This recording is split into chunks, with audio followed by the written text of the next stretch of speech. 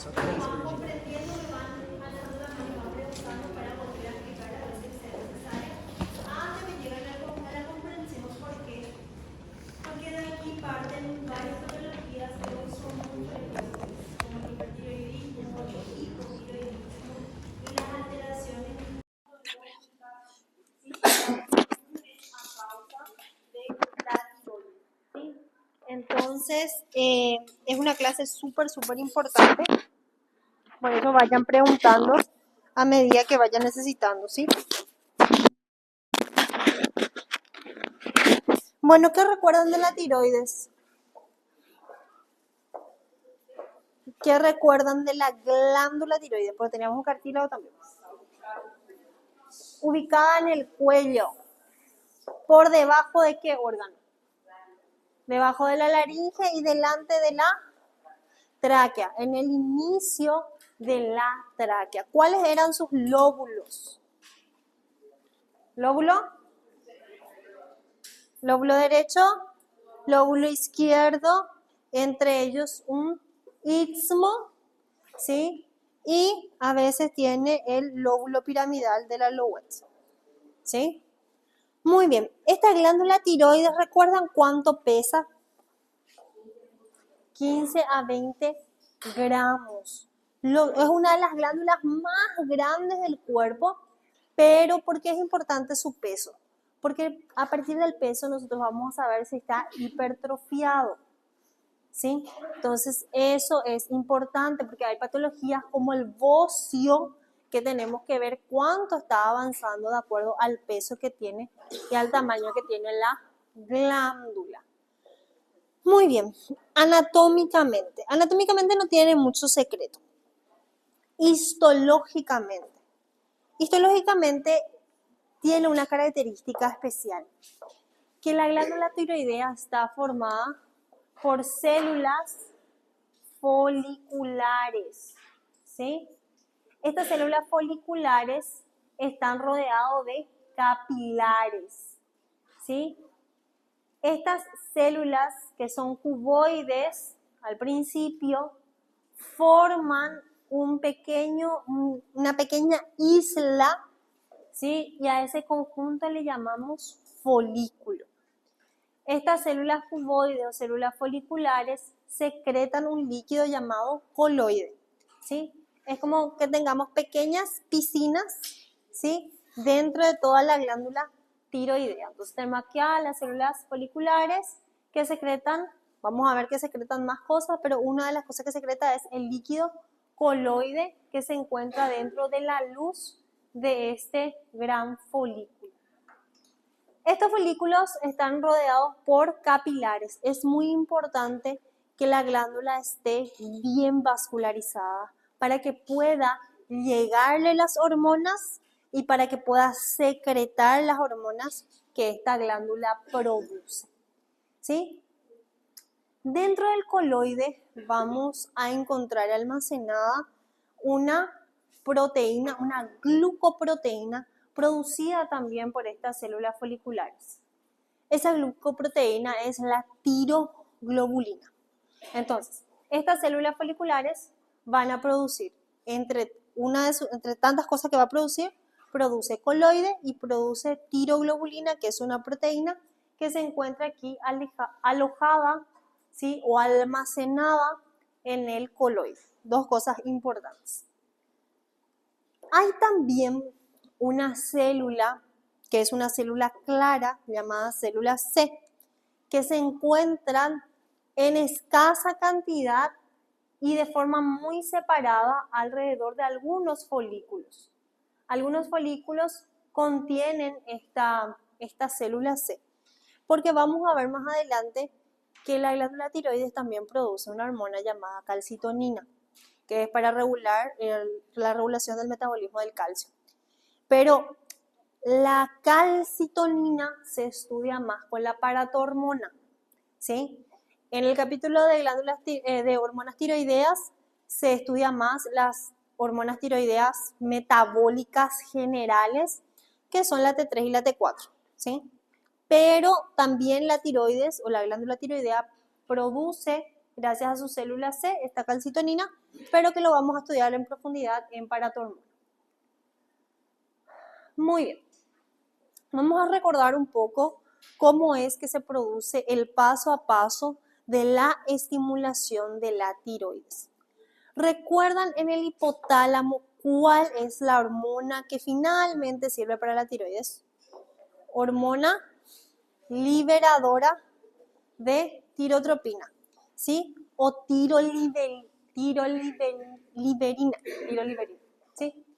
Bueno, esta hormona liberadora de tirotropina, ubicada en el núcleo paraventricular, ¿sí? Se crea en el núcleo paraventricular del hipotálamo y a partir de ahí, lo tenemos ahí una imagen, vamos a ver si encuentro más adelante. A partir de ahí, del núcleo paraventricular, esa tiroliberina o hormona liberadora de la tirotropina viaja por el sistema portal hipotálamo hipofisario y llega finalmente a la adenohipófisis, ¿sí? La hormona liberadora de tirotropina de esa manera llega a la adenohipófisis a través de estos vasos portales.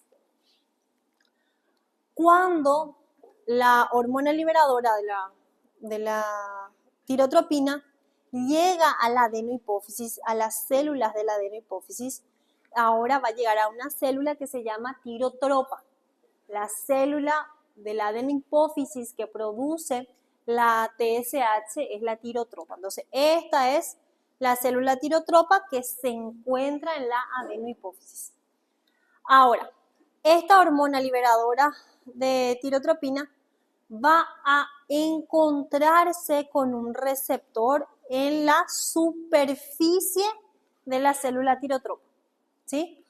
Entonces, ahí encuentra su receptor y la unión hormona-receptor activa a la proteína G, ¿sí? Ahora, la proteína G, cuando está inactiva, está con unidad GDP. Ahora que la hormona se unió al receptor, la hormona liberadora de tirotropina se unió al receptor, esta subunidad alfa de la proteína G cambia de GDP a GTP y se separa. Se separa y va a ir a estimular a una enzima que se llama fosfolipasa C. La fosfolipasa C produce PIP2, ¿sí? Y la PIP2 a su vez produce dos segundos mensajeros que son el IP3 y el diacilglicerol, ¿sí? Bueno.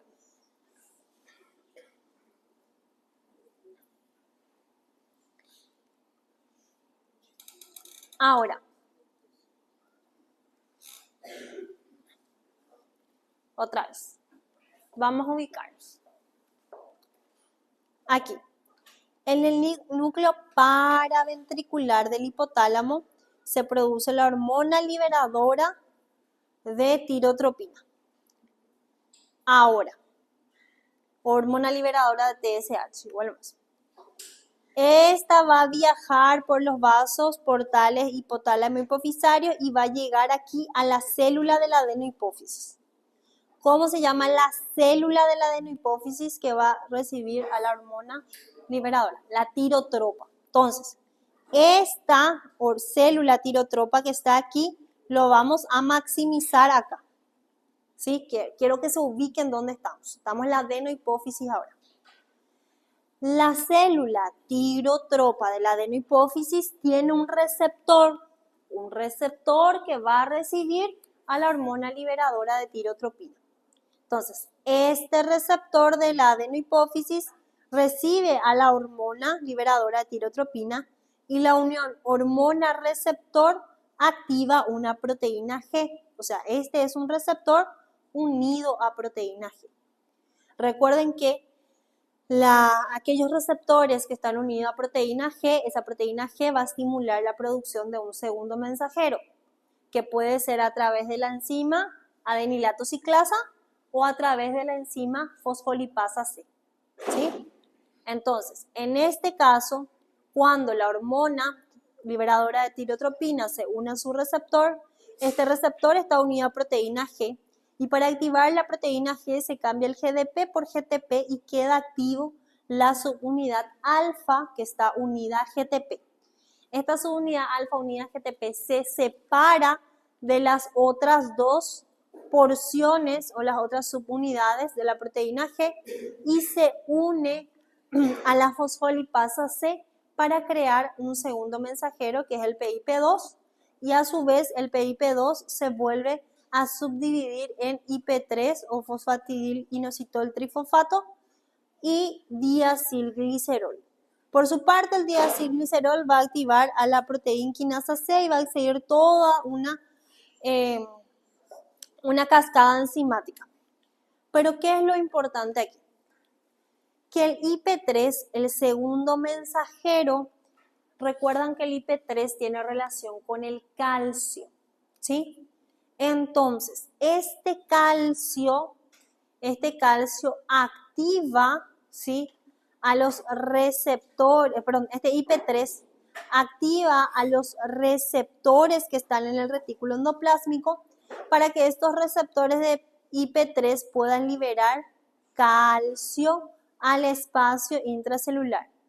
Cuando se libera calcio al espacio intracelular, cambia la polaridad de la membrana y ese cambio de polaridad de la membrana hace que los canales de calcio se activen, el cotransporte de calcio después, esto para regular después, pero se activa principalmente los canales de calcio y aquí los canales de calcio también que están a nivel del retículo endoplásmico y el que están a nivel de la membrana plasmática. ¿Para qué yo necesito que haya este cambio de polaridad? Esta es una célula tirotropa. Entonces, el núcleo de la célula tirotropa tuvo que haber producido una hormona peptídica. En este caso, ¿cómo se llama la hormona peptídica que produce la tirotropa? La TSH. Entonces, la hormona liberadora, al unirse a su receptor, activa una proteína G. La proteína G activa una enzima. Esta enzima produce un segundo mensajero. Este segundo mensajero, que es el IP3, actúa sobre el retículo endoplásmico. Este retículo endoplásmico libera calcio, ¿sí? Tiene que liberar calcio aquí, tiene que entrar calcio aquí. Cambia la polaridad de la membrana y entonces aquí tiene que haber una vesícula que tenga TSH, hormona estimulante de la tiroides. Entonces, cuando se despolariza la tirotropa, la célula tirotropa, la TSH puede fusionarse con la membrana plasmática y liberarse al torrente sanguíneo.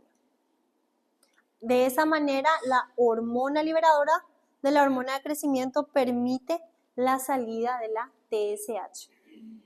¿Sí? Y ahora la TSH ya está en sangre como para viajar hasta la glándula tiroidea. Luego hay que restablecer, el calcio no se puede quedar en el espacio intracelular, entonces por una bomba de calcio, el calcio vuelve a ingresar al retículo endoplásmico, por una bomba de calcio sale el espacio extracelular y por un contratransporte en algún momento se puede equilibrar aquí la entrada de calcio y sodio. ¿Sí?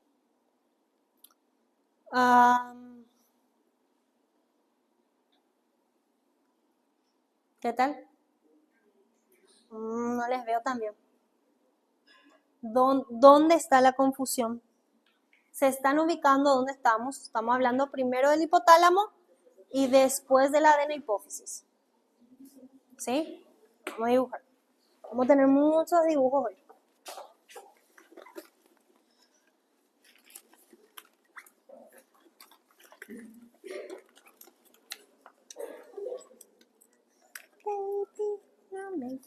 Sí.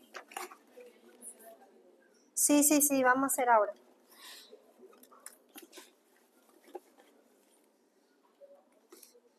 Si ustedes entienden mi dibujo, están preparados para entender cualquier cosa.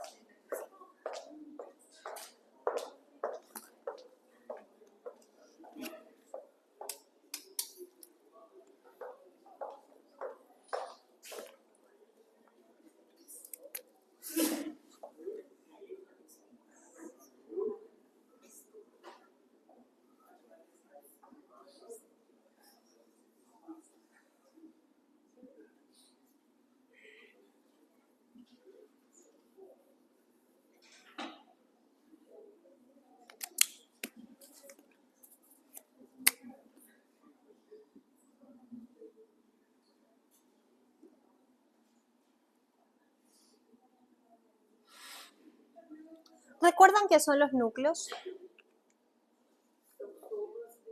Somas neuronales, cuerpos neuronales. Entonces acá tenemos el núcleo, en el hipotálamo tenemos el núcleo paraventricular. ¿Sí? ¿Qué hormona produce el núcleo paraventricular en el hipotálamo? Hormona liberadora de tirotropina. ¿Sí? Esta hormona liberadora de tirotropina por los vasos, ¿sí? Por los vasos hipotálamos hipofisarios llegan hasta la adenohipófisis.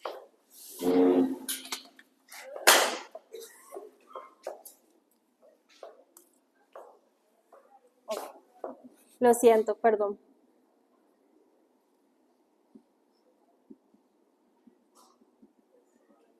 ¿Sí? Entonces estamos en la adenohipófisis. En la adenohipófisis hay una célula que se llama tirotropa. La tirotropa es la célula que en su superficie va a tener un receptor. Este receptor de la célula tirotropa recibe a la hormona liberadora de la tirotropina. ¿Sí? ¿Entiendan? Hasta ahí se liberó la tirotropina. La tirotropina tiene que liberar a la TSH, esa es su función. Entonces vamos a hacer esta célula tirotropa en macroscópico. ¿Sí?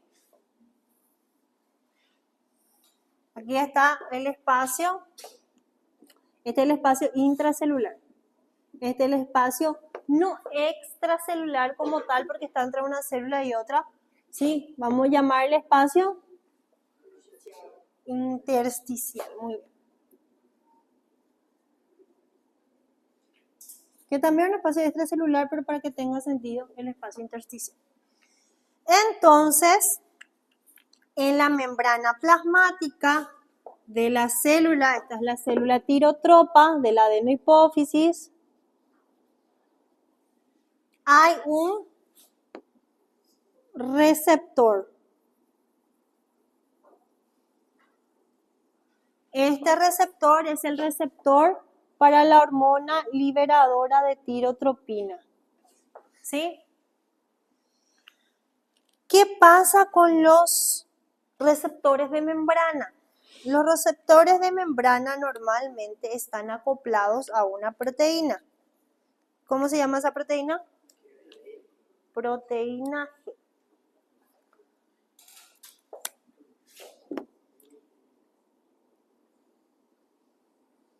La proteína G tiene una porción alfa, beta y gamma. ¿Sí? Esta es la proteína G. La proteína G, cuando está en reposo, está unida a GDP.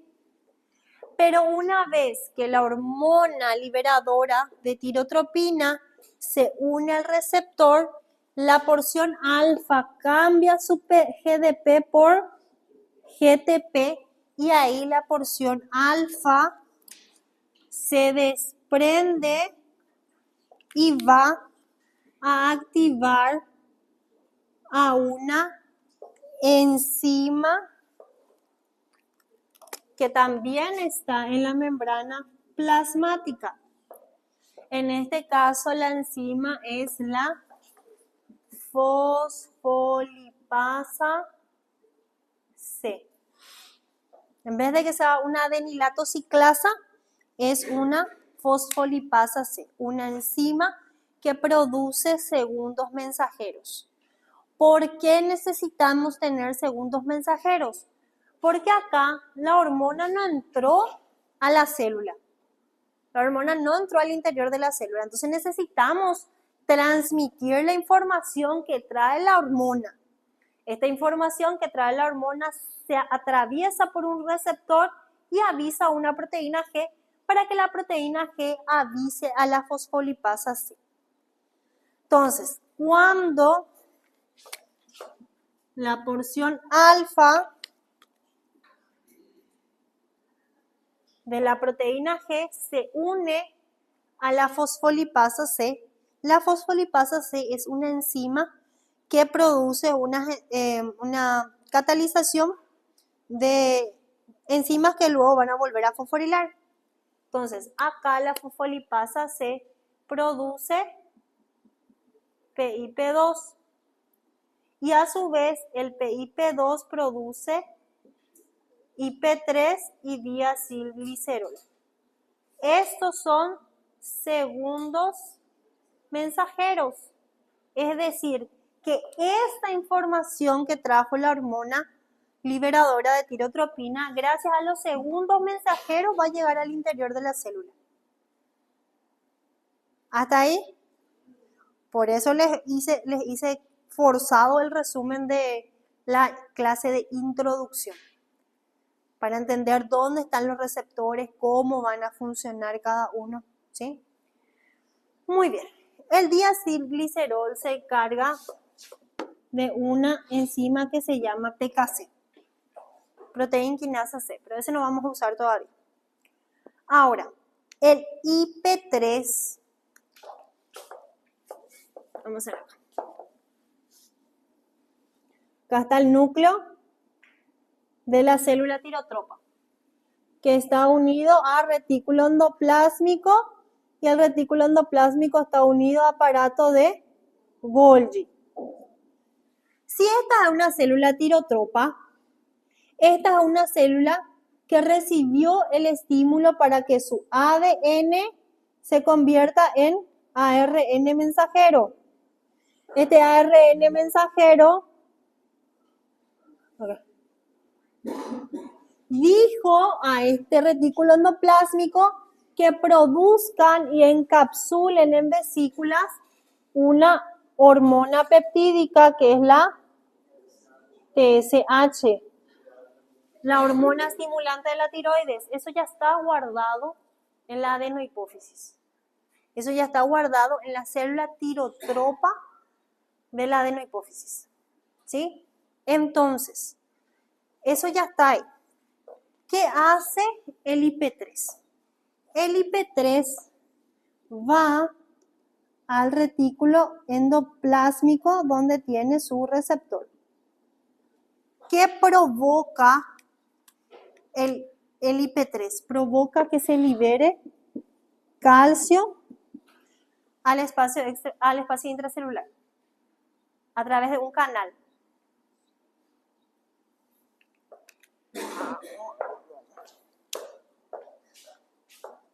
Vamos a volver atrás. Vamos a ver dónde estábamos.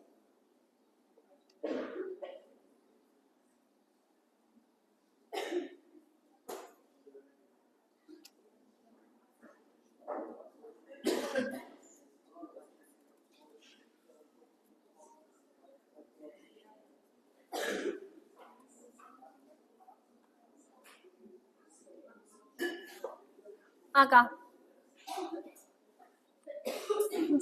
Jack, ¿puedes apagar un poquito la luz, por favor?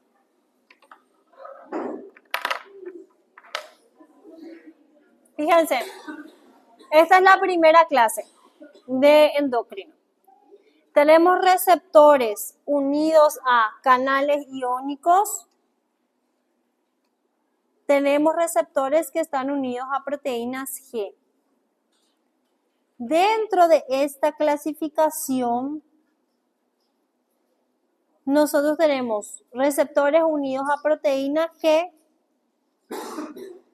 que pueden ser proteínas G que activen adenilato ciclasa o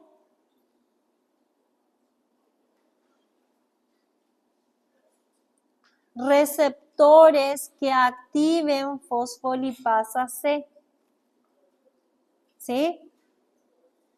Nosotros tenemos dos tipos acá. Cuando la hormona se une a su receptor, se activa una proteína G. Esta proteína G, depende si es proteína G estimulante inhibitoria o la proteína GK, ¿sí? Entonces, esta proteína G puede activar a una adenilatociclasa y producir, esta adenilatociclasa es la enzima. Esta enzima adenilatociclasa convierte ATP en AMP cíclico y ese AMP cíclico activa una proteína A. ¿Sí? Eso es si se activa AMP cíclico. Ahora, hay otra forma de producir segundos mensajeros, el mismo proceso. La hormona se une al receptor, el receptor activa una proteína G, la proteína G activa una enzima de membrana que se llama fosfolipasa C. La fosfolipasa C cataliza una reacción donde el fosfatidilinositol bifosfato se convierte en inositol trifosfato y diacilglicerol. El IP3 y el diacilglicerol son los dos segundos mensajeros. El diacilglicerol va a activar o va a trabajar sobre la proteína quinasa C y el IP3 va a ir al retículo endoplásmico, va a encontrar un receptor en el retículo endoplásmico y la función del IP3 es liberar calcio al espacio intracelular. ¿Recuerdan eso? Bueno, este proceso, ¿sí? Fíjense, ¿qué teníamos de ejemplo? Hormona liberadora de tirotropina. La hormona liberadora de tirotropina se une al receptor de membrana. ¿De qué membrana? Y de la membrana de la célula tirotropa que está en la adenohipófisis. Este receptor está unido a proteína G. Esta proteína G se activa su subunidad alfa y actúa sobre otra enzima de membrana que es la fosfolipasa C. Ahí la fosfolipasa C agarra el PIP3 y lo convierte en dos segundos mensajeros, IP3 y diacilglicerol. Este IP3 viaja al retículo endoplásmico para que el retículo endoplásmico libere calcio. ¿Me están siguiendo? Sí, igual si me dicen que no, vamos a buscar otra vez la forma de...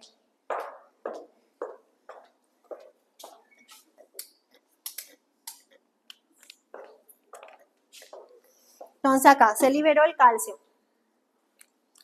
Pero también hay canales de calcio en la membrana.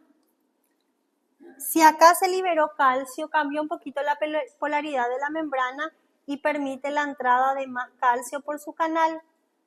Eso hace que el interior de la célula se vuelva positiva y afuera se vuelva negativa. Entonces, esta vesícula que tenía almacenada la hormona estimulante de la tiroides viaja hasta la membrana y por un proceso de exocitosis, la TSH pasa al espacio intersticial, pero el espacio intersticial está rodeado de vasos sanguíneos. Entonces, así la TSH puede ingresar al torrente sanguíneo, viajar y llegar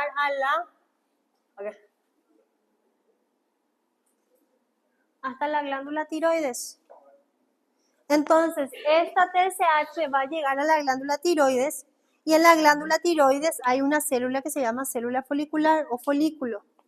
Y ahí va a entrar otro receptor. Y esta TSH que está liberada en el torrente sanguíneo va a llegar hasta la glándula tiroidea a ejercer otra función. Pregunta. ¿También funciona con retroalimentación? Sí, también funciona con retroalimentación. Pero este hasta el momento nosotros todavía no entramos en glándula tiroidea. Este es solo el proceso. de hormona liberadora del hipotálamo hacia la adenohipófisis, de hormona estimulante de la adenohipófisis hacia la glándula tiroides. Ahora recién nosotros vamos a entrar en glándula tiroides.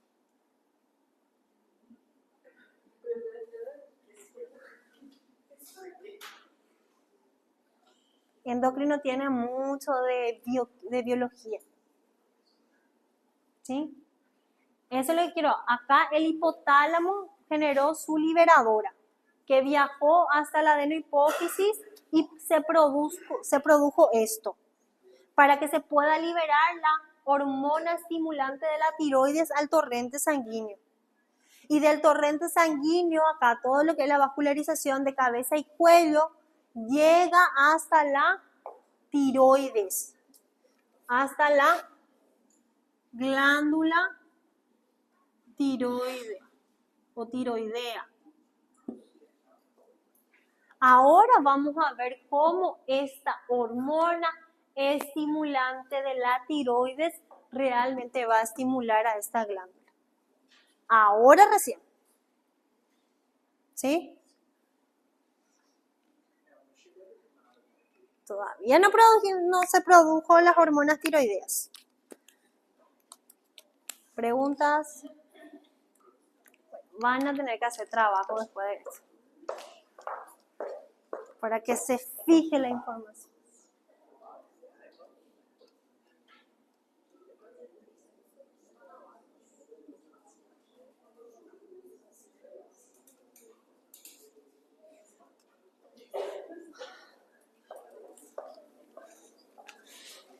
¿Quién era que me preguntó qué tiene que ver el calcio acá? ¿Te encontraste?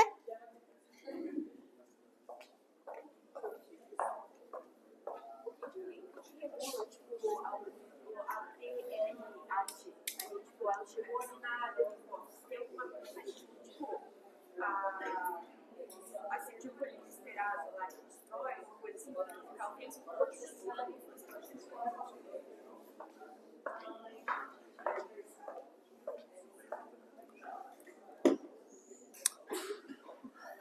Al final, cuando ya veamos cómo se liberó toda la hormona tiroidea y cómo actuó en sus células diana, ahí cuando se libera las T3 y T4, vamos a ver cómo la T3 y T4 actúa sobre el hipotálamo y cómo actúa sobre la adenohipófisis. Al final hay lo que se llama retroalimentación negativa. Entonces, cuando llega a un nivel adecuado de hormonas, esas mismas hormonas tiroideas bloquean al hipotálamo y bloquean a la adenohipófisis, entonces ahí se corta automáticamente la afinidad que tiene por su receptor. Por eso ya lo vamos a ir viendo en el transcurso. Bueno, entonces, dice, ¿qué hace una vez que la hormona liberadora de la tirotropina o tiroliberina viaja hasta la adenohipófisis? Nosotros ya vimos cómo la adenohipófisis va a producir TSH. Y esa TSH u hormona estimulante de la tiroides va a llegar a la glándula tiroidea. Y en la glándula tiroidea, esta TSH va a producir aumento de la proteólisis de la tiroglobulina. Hay una proteína en la glándula tiroidea que es la tiroglobulina. Y la TSH va a generar que eso se degrade más rápido. ¿Sí? Luego, la TSH va a producir en la glándula tiroidea que esta glándula secrete más rápido sus hormonas. También va a generar que el yodo, principal componente de la producción de hormonas tiroideas, pueda llegar más rápido a la tiroides. Y luego la TSH va a aumentar el tamaño, la cantidad, ¿sí? Y la producción de las células de la tiroides. Por eso, si nosotros tenemos un exceso de TSH, de hormona estimulante de la tiroides, la glándula tiroides va a estar muy estimulada, va a crecer en tamaño y en productividad y va a tener un bocio, pero que tiene un aumento de hormonas tiroideas en sangre y tiene hipertiroidismo. Si tu TSH está elevada, tu TSH se va a estimular a la tiroides. Entonces la tiroides, como la función de la TSH es aumentar el tamaño de la célula, aumentar la cantidad de células. Y si yo tengo más células tiroideas, por ende voy a tener mayor producción hormonal. ¿Sí? Muy bien. Eso es, estas son las funciones de la TSH o tirotropina, hormona estimulante de la tiroides. ¿Sí? Estas son sus funciones de la TSH. ¿Cómo actúa la TSH? ¿Qué acciones tiene la TSH sobre la glándula tiroidea? Ahora, ya sabemos que la hormona estimulante de la tiroides va a actuar sobre la glándula tiroidea, pero esto es una hormona, entonces aquí debe haber un receptor. Entonces, ahora recién nosotros vamos a ver así, biológicamente qué pasa en el interior del folículo que está en la glándula tiroidea. ¿Sí? Ahora recién.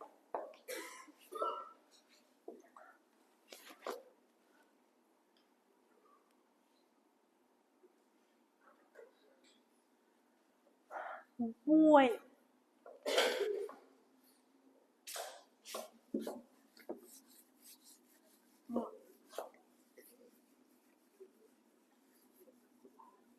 No hay otro borrador, está muy seco.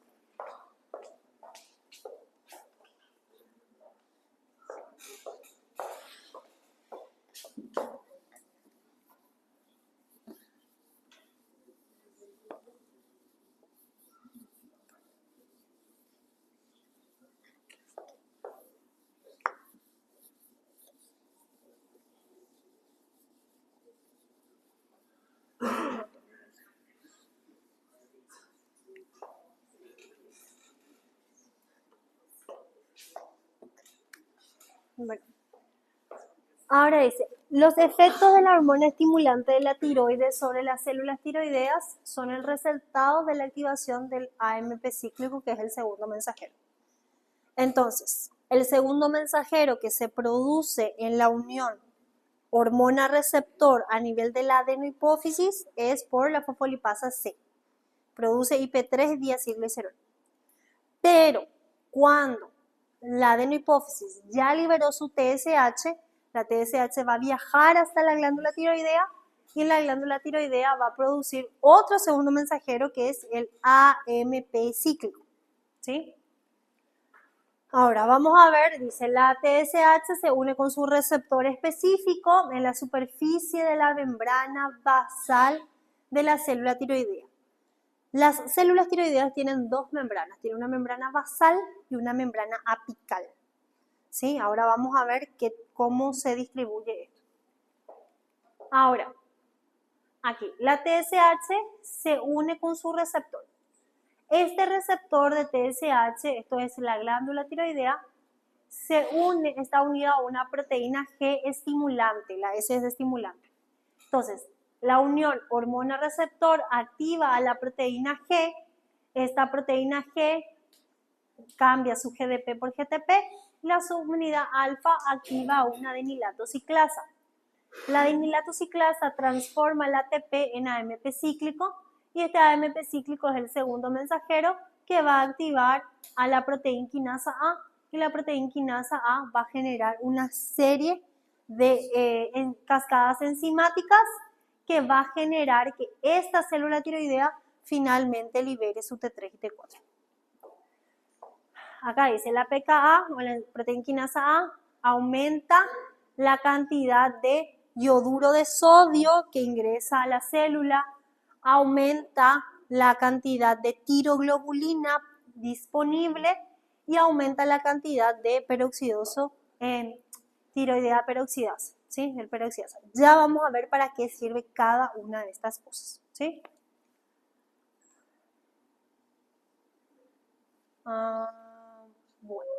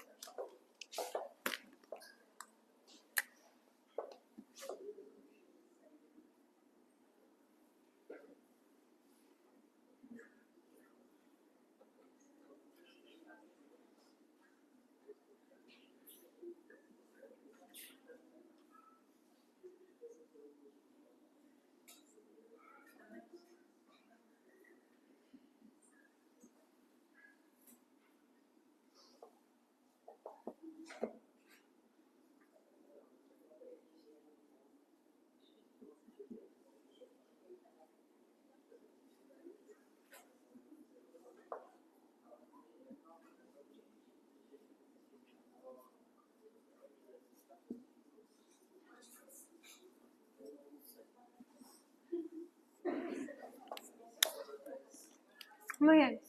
El hipotálamo que libera hacia la adenohipófisis. ¿Qué hormona?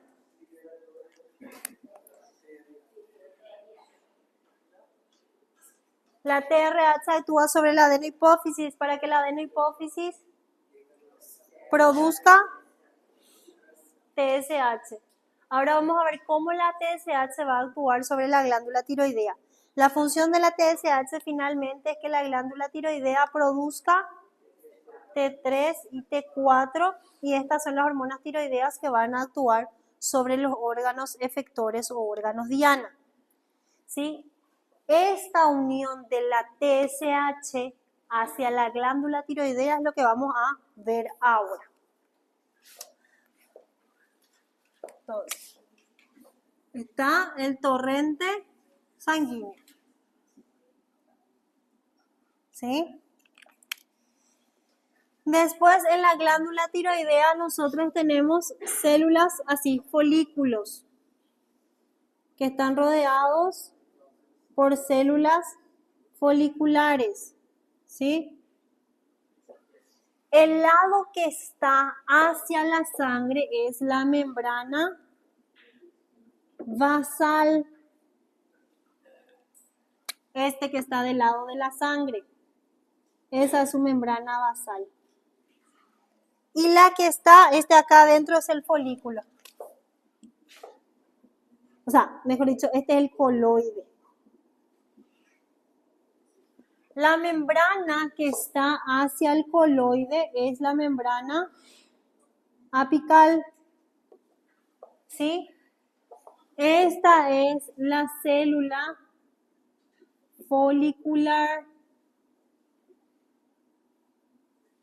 ¿Sí? La célula folicular tiene una membrana basal y una membrana apical. La que está hacia la sangre es la basal y la que está hacia el coloide es la apical.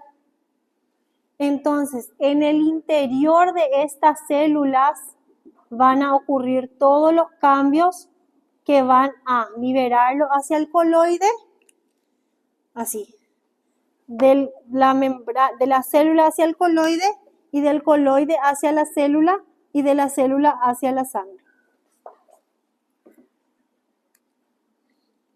¿Sí? Muy bien. Lo que nosotros vamos a ver ahora es la TSH que llegó a la glándula tiroidea.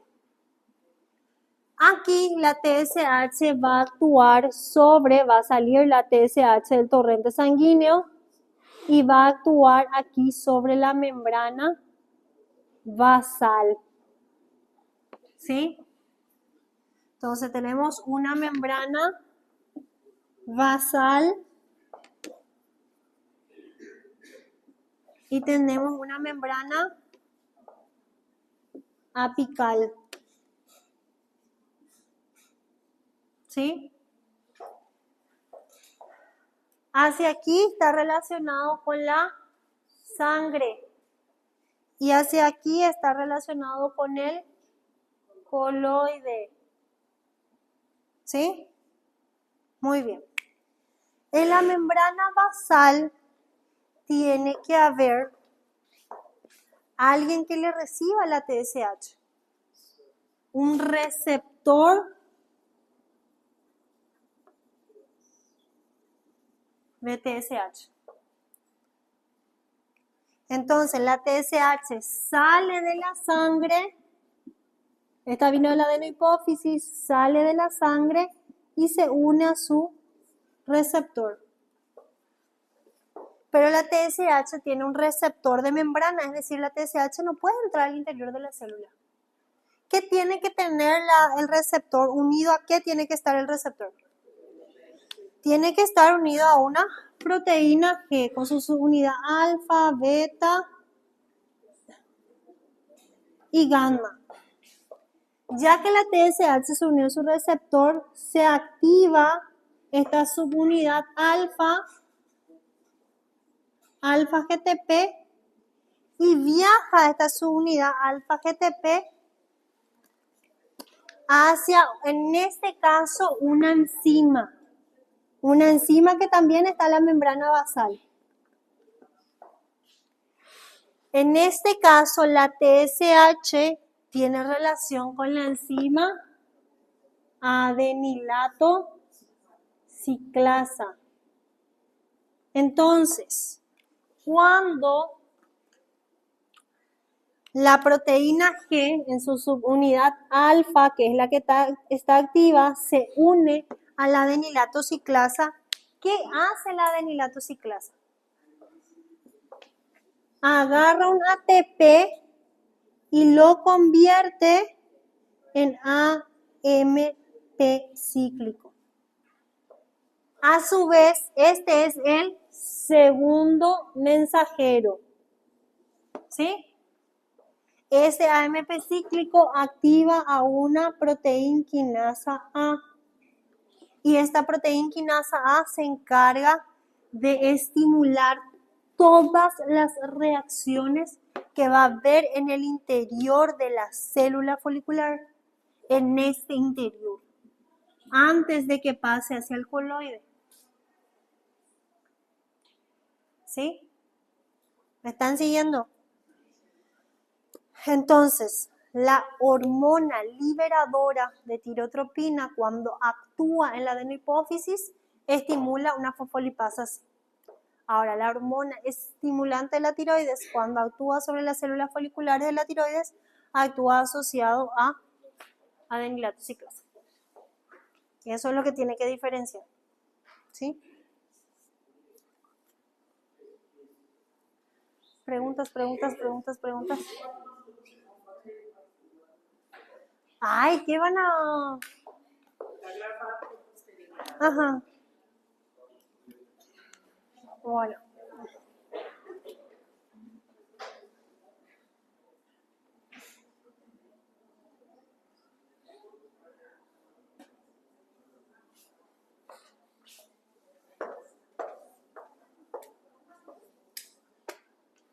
Acá les traje como información extra nada más. Que fíjense que nosotros vimos dos tipos de proteína G. Ahora hay tres tipos. La proteína GS es estimulante. La proteína GI es inhibidora. Y la proteína GQ, GK, en fin, ¿sí? GQ también es una estimulante, ¿sí? ¿Por qué? Cuando yo quiero estimular a una adenilato ciclasa, voy a utilizar la proteína GS. Cuando yo quiero estimular a una fosfolipasa C, voy a utilizar la proteína GQ. ¿Verdad? Y si quiero inhibir, aquí el receptor tiene una información de inhibición, entonces voy a utilizar la proteína GI. ¿Sí? Esta es una información extra que vamos a utilizarla después. Muy bien, entonces finalmente la TSH llegó a la glándula tiroidea. ¿sí? Traten de diferenciar los nombres. Hormona liberadora o tiroliberina, hormona estimulante o tirotropina, o todo lo que sea tiroglobulina. Esos nombres son los que tienen que diferenciar, porque o si no parece que todos estamos hablando de lo mismo y se confunden. Eso van a diferenciar, porque yo, por ejemplo, hablo de tiroglobulina y no sé si están pillando dónde realmente está la tiroglobulina. Bueno, vamos a ver. Porque después tenemos tirosina y después tenemos triyodotironina, después tenemos tetrayodotironina, monoyodo, todo tiene tironina.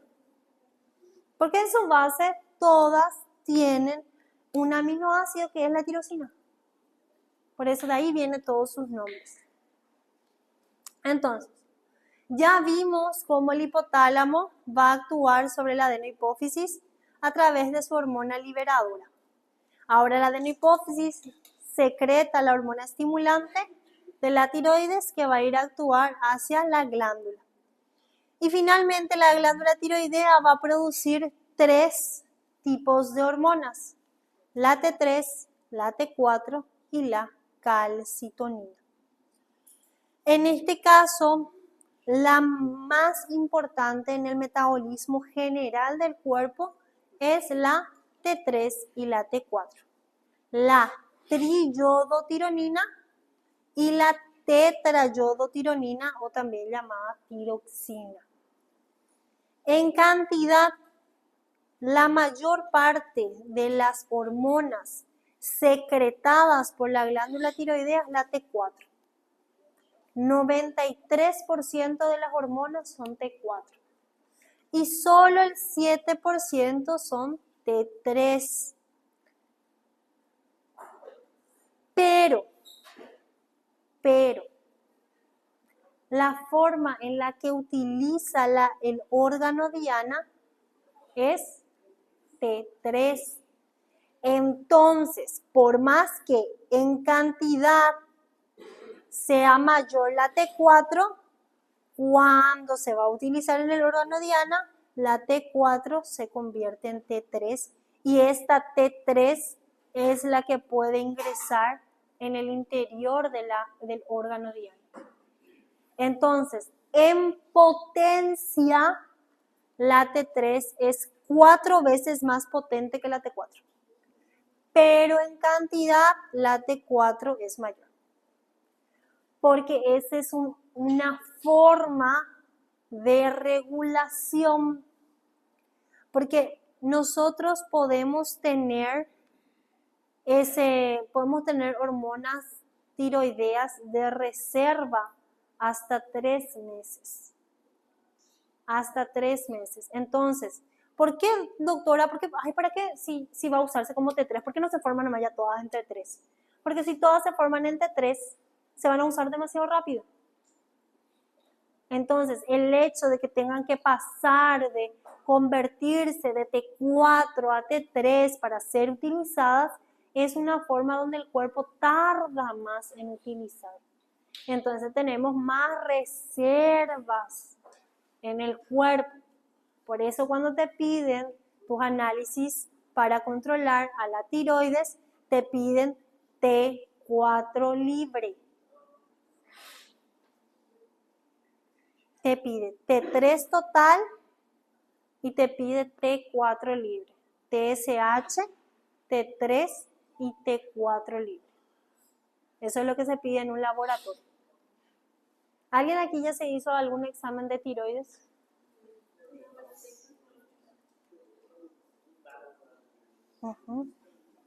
Eso es lo que te pide. Muy bien.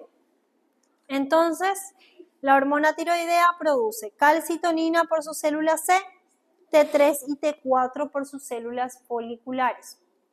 La T3, 7% en sangre, T4, 93% en sangre.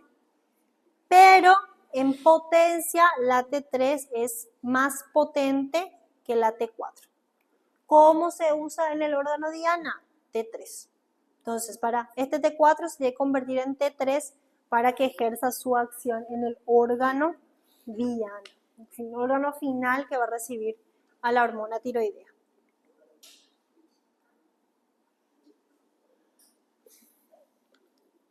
Ahora,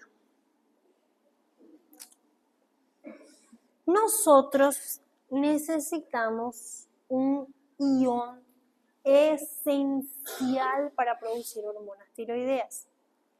La deficiencia de este ion genera deficiencia de producción de hormonas tiroideas. Es fundamental que nuestra alimentación tenga yodo o yoduro en este caso. Sí o sí, porque si no hay yoduro, no hay producción de hormonas tiroideas. Lo mismo, si no tenés vitamina B12, no vas a producir buena cantidad de glóbulos rojos. ¿Sí? Si no tenés vitamina D, no vas a absorber calcio. En este caso, para que podamos crear hormonas tiroideas T3 y T4, necesitamos indispensablemente la presencia de yoduro en sangre. ¿Sí? Entonces dice, para formar cantidades normales de tiroxina, en este caso T4, que es la que hay en mayor cantidad, se requiere aproximadamente 50 miligramos de yodo ingerido en forma de yoduro, ¿sí?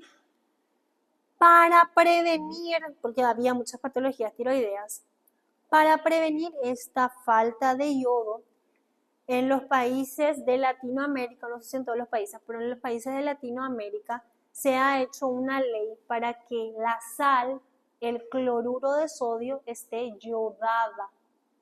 ¿Sí? Entonces, a la sal de mesa, a la sal que consumimos para salar nuestros alimentos, es una sal fortificada con yodo.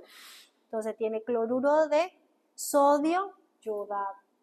¿Sí? Entonces, sí o sí es necesario el consumo, en cantidades adecuadas, obviamente. ¿Sí? Con 1 miligramo por semana de consumo de yodo ya es suficiente. Ahora, dice, los yoduros ingeridos por vía oral se absorben desde el tracto gastrointestinal hacia la sangre aproximadamente de la misma manera que los cloruros. Es decir, imagínense, nosotros comemos, pasa por el esófago, estómago, duodeno, duodeno a yeyuno, ilion. En yeyuno, ilion se hace la absorción al torrente sanguíneo, de yeyuno, ilion hacia la sangre y ahí por la distribución de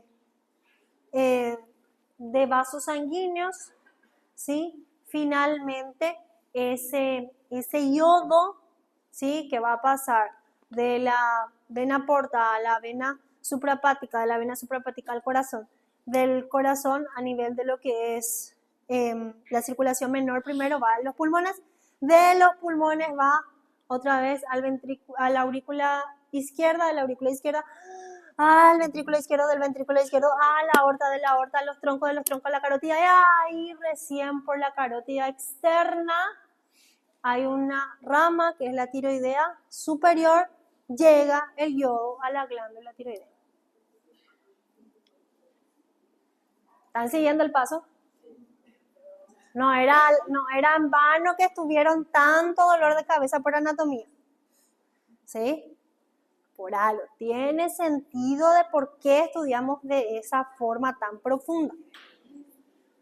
Bueno, por la tiroidea superior e inferior, que son la vascularización que llega, o sea, las arterias que llegan a la glándula tiroides. ¿Sí? Muy bien.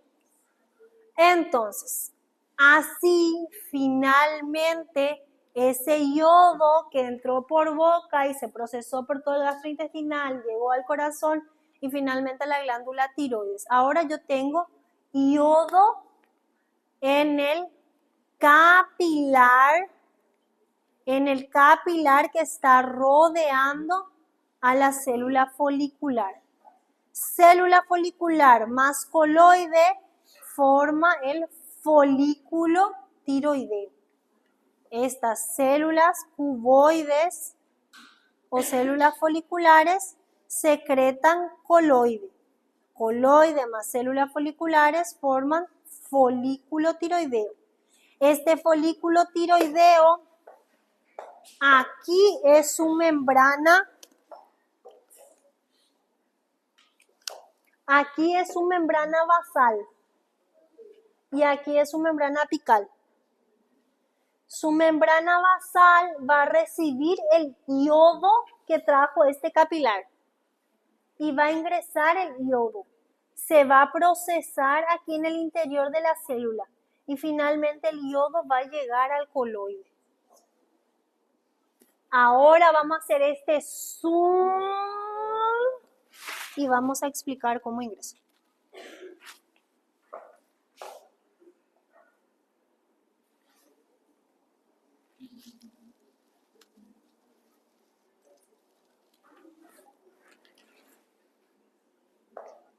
¿Cuánto estamos?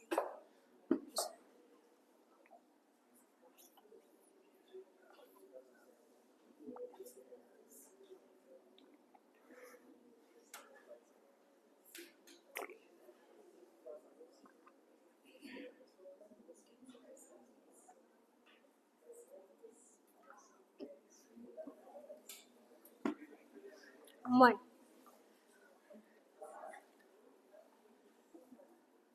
Vamos a leer primero, les voy a explicar y después vamos a dibujar, ¿sí? Dice, la primera etapa para que se puedan formar las hormonas tiroideas es necesario que a través de la sangre llegue yodo hasta la célula folicular, ¿sí? Membrana basal, membrana apical, célula folicular o célula cuboide, ¿sí? Entonces dice, la primera etapa en la formación de hormonas tiroideas es el transporte de yoduro desde la sangre hacia el interior de la célula folicular para que finalmente llegue a el coloide, ¿sí? En segundo lugar, la membrana basal de la célula tiroidea tiene capacidad de bombear, acá está, por esta es la bomba de yoduro, tiene la capacidad de bombear yoduro desde la sangre hacia el interior de la célula folicular. Este bombeo se da gracias a una molécula que se llama simportador de yoduro de sodio. Ay, cómo me gusta. Simportador de yoduro de sodio. El simportador de yoduro de sodio ¿por qué es una bomba? Porque utiliza el cotransporte.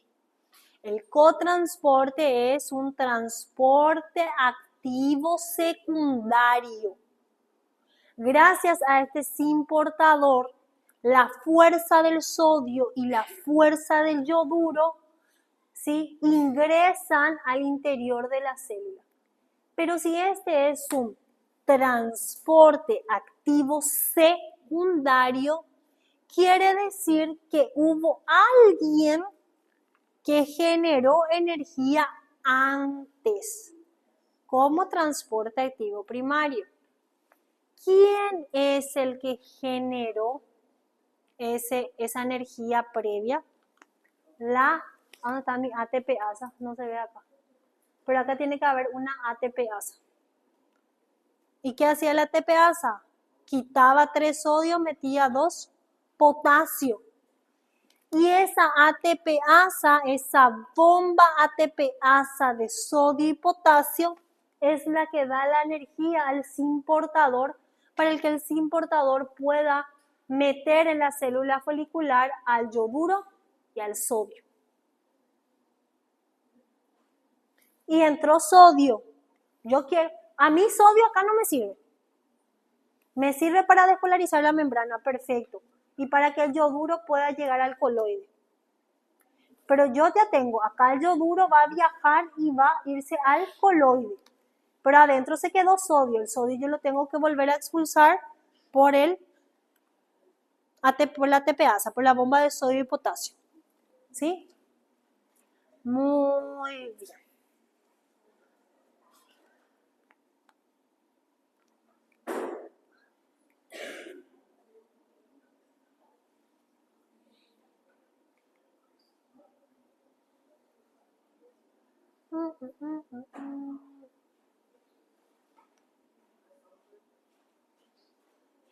Ok.